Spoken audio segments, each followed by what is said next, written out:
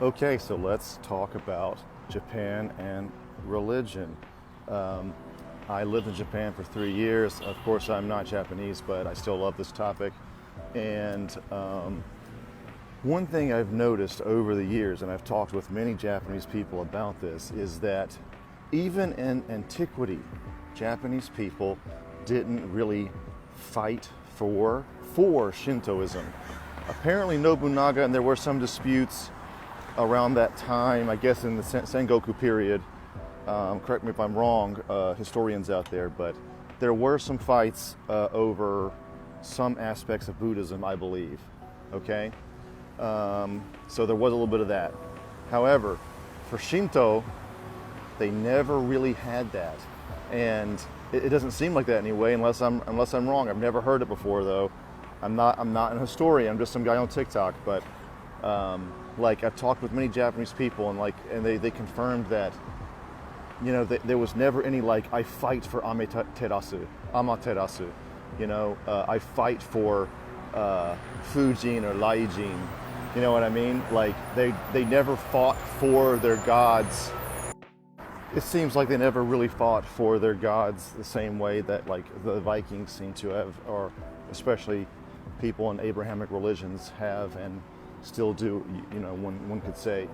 And I just find that interesting, like the way they participated in religion, the very way that they were religious is a different mode entirely, really, from the mode of Abrahamic religions. And that is sort of something to wrap your head around at first, but then once you think about it more, it's not all too surprising, because why would the whole world be this one way, you know, unless they're converted? And Japan, notoriously, were almost going to be converted, and then they you know, it's called the period of national isolationism, which is sakoku in Japanese. Sakoku is literally the kanji for chain and country. Sa is chain and koku is country. So sakoku is where they kicked everyone out and no foreigners, mainly because of they were trying to get Christianity out of Japan. And it wasn't that they were against the religion per se, as you've seen with Shogun, the show. They basically, like, how do I say this? They were afraid that Christianity was going to open the door really to them being conquered politically and just completely, you know? So they wanted to just nip it in the bud, as it were, and just drove everyone out. And then you get stuff like silence at that point, the Shusaku Endo, you know, book that Martin Scorsese based the movie on of the same name. And that's about Christians in Japan that have to remain silent.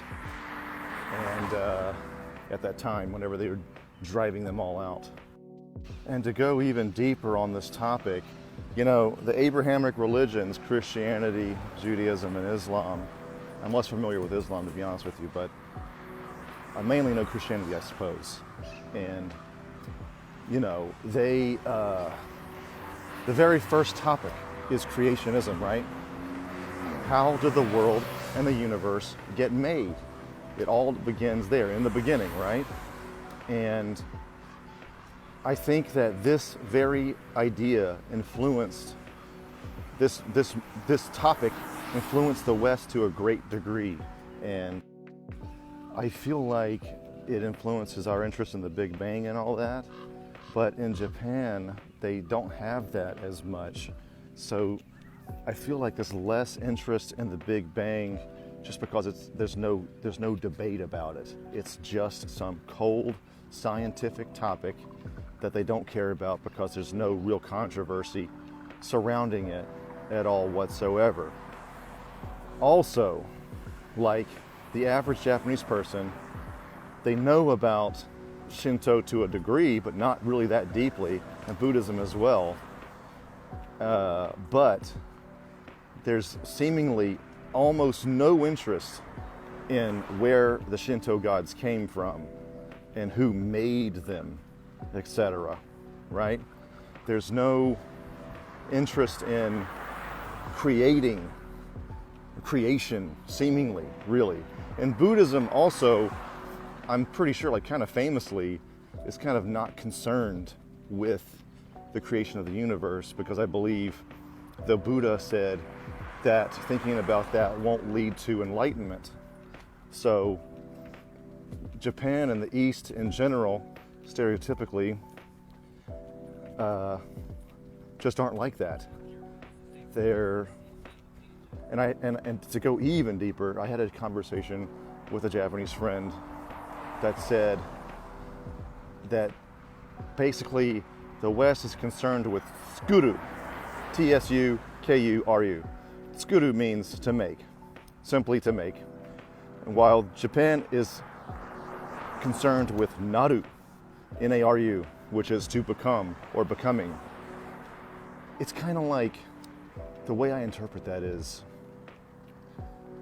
Japan is concerned with naru, meaning how things are becoming or how things are existing as is now. This is all stereotypically, of course. There's, of course, Big Bang researcher scientists in Japan, astrophysicists. Of course they exist. But just stereotypically, culturally, that's what I'm talking about. And like the kami, and God is actually not a great translation. The kami, really you could say, are basically spirits. The word God in English, has that slant of, the Christian God, which is a certain type of God, and kami's not that. Okay? So anytime somebody translates kami as God, it's always incorrect. So spirit's probably the closest thing, honestly. And yeah, it's just the kami. How are they becoming? How are they existing? How do they make up the world? Maybe make up is a good way to say it. How are they making up the world now? And they're, not that they're not interested, but there is a lot less general concern, I'd say, with the idea of creation and stuff.